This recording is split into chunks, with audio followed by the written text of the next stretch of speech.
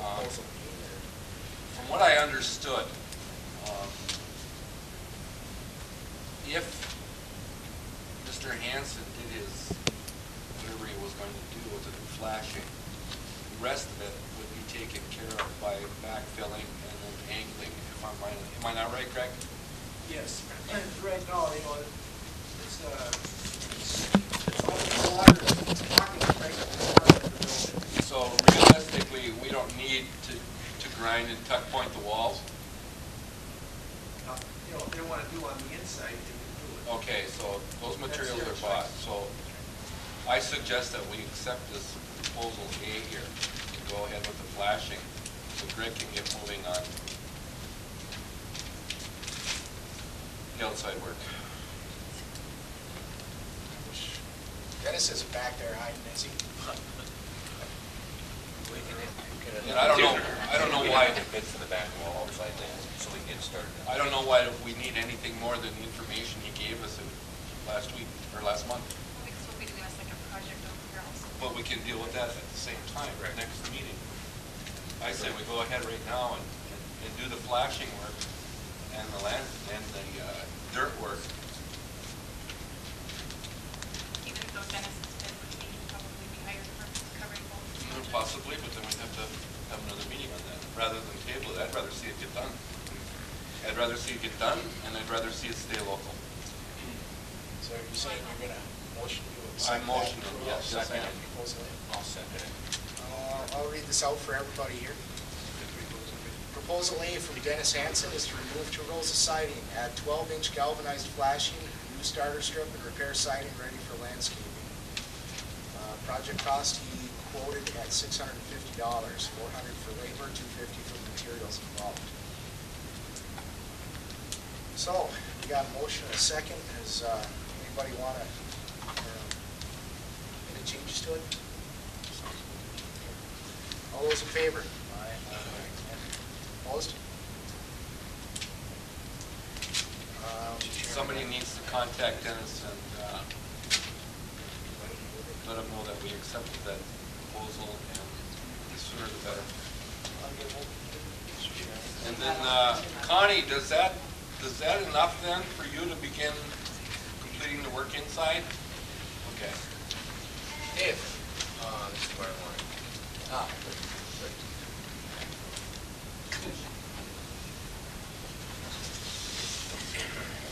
Perfect.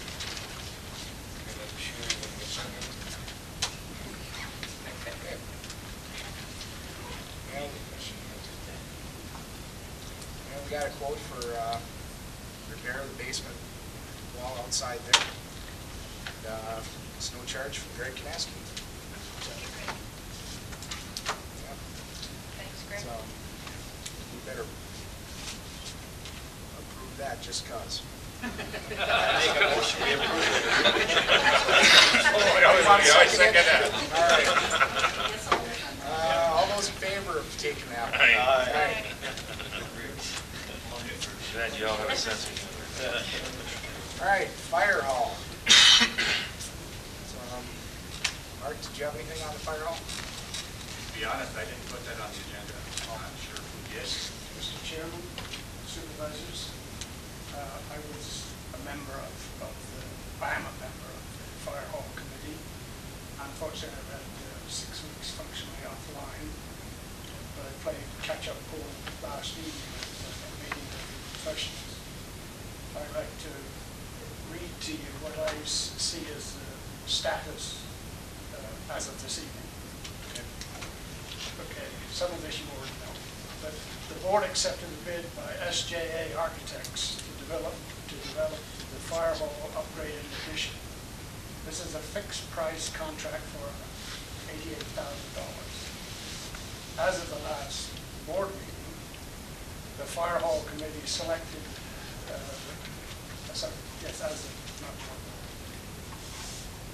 committee meeting, selected the second option presented by SJA and their subs. This option provides for better traffic flow both inside the building and externally. All professionals present, the committee members, and the fire department members present agreed that option 2 was the best fit for our need. I think the board, that's you, has authority to expend funds for feasibility studies and to research, develop plans for a new building without voter approval so they can present the proposal and cost to the voters at the town meeting on the issue. Now, whether that's a special or whether you wait for the next annual or you submit it at reconvene this year's annual or what is besides the point. My reading of Mr. Solon's statement is you are entirely in the clear and doing the best for the township. With that, gentlemen, I think you should allow the professionals to move forward with what they're about as authorized or supporting the board. Supporting the committee's decision last evening, and just let the wheels go around. You're not wasting one nickel of this money. It will be sitting there on file for when the time comes that it's absolutely has to happen on our nickel or somebody else's nickel if it's not this reinvestment. In the period that I've been gone, I think the people you've assigned and they've all worked diligently to get their arms around this whole can of worms, and it's moving forward in a very nice manner. I don't feel any questions that you may have. Yes, sir? I'd like to support that. I thank Noel for all his efforts on there. Mark and I have often different on the approaches, but our actions as far as where we want to get are the same.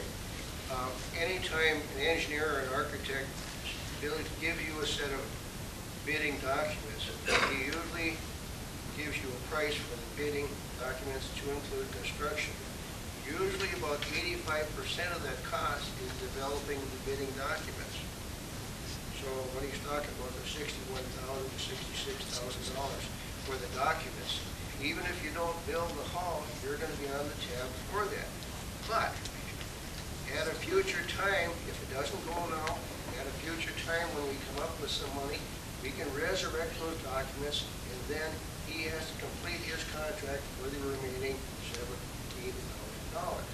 So you're really not out of money. It's not a waste of money. Sometimes it's put off for a year, but it's not a waste. So I support what they've done, and thank you much.